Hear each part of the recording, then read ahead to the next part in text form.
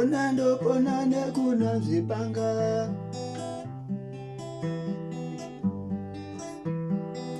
Ona ndopona nekuna zvepanga. Zvino zhara yakati yarova makare kare, murume ainda kunovhima, unopedza mazuva ariko, odzoka ouya nenyama shomanana, imwe woviga kuzhe kwemunhanga kana kuti ruvashi kana kuti chivanze. Mukadzi obika nyama iya achigurira vana pisi pisi, chidimbu chidimbu, chinango chinango.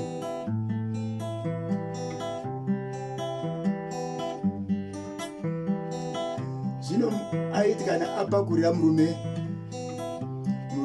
anoziva kuti ane nyama yake mbuya yakaviga, kuti ini ndopona nekunanzve banga, ndopona nekunanzve banga mai. Ipai vana vanovazvara.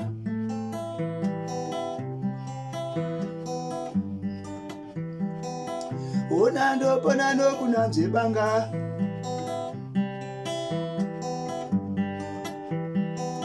Ona mai ndopona nekunanzve banga.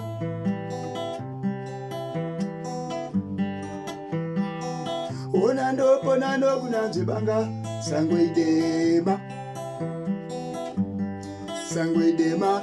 Ona ndopona nekunanzve banga. Sango idema. Zvino mukadzi ndokuziva murume wake madiri anoita nyama, akaona kuti akana, pane mukonyovhu, pane mushikashika unoitwa nababa ava, ndokunyarara zvake mukadzi. Zvino musi wokuti murume adzokere kunovhima, mukadzi akati nhasi ndoda kumuronda, ndichiona kuti iye anenge achiwa zhara here, anogara nezhara here kwaari. Zvino kwaitwa zvemisasa nokuti mukadzi airura. Shasha zvino yauraya mhuka huru iri mumusasa mayo. Zvino yoshashika nyama, yobika nyama ikoko, poto yakazara, hari yakazara. Ndokuti kuisa nyama pashe, kati pupuche, domana mpepo,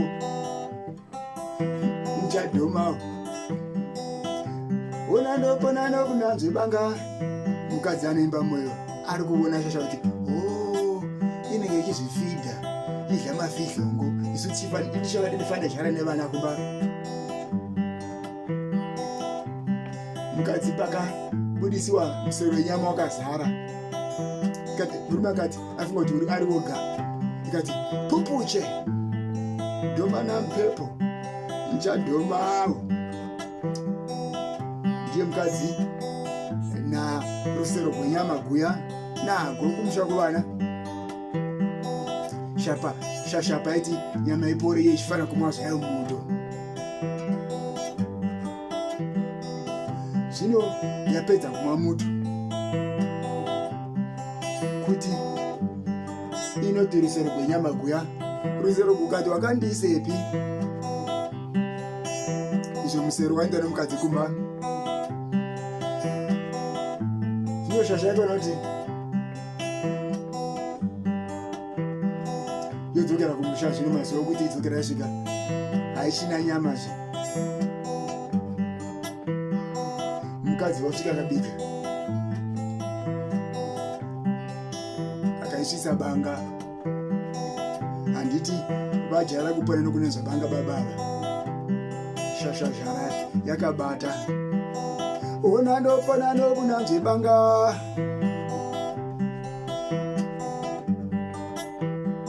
Varume kare nanhasi vanongokara, vanoima vana vechikafu, ivo vakakora kuita matumbu kunge vane mimba.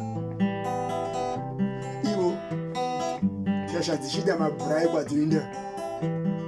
Wakamboona baba vane mimba, mwana ane kwashi, hanzi ndopona nokunanje banga. Varume ngatipote tichiwira vakadzi vedu muromo. Ndobvira vane vakadzi, musangosimbira pakuvhota chete, simbai pakuvapazve zvinonaka vakadzi vakure kuti Jerusarema rinakidze. Ona musapona nekunanje banga varume woye. Ona musapona nekunanje banga varume woye.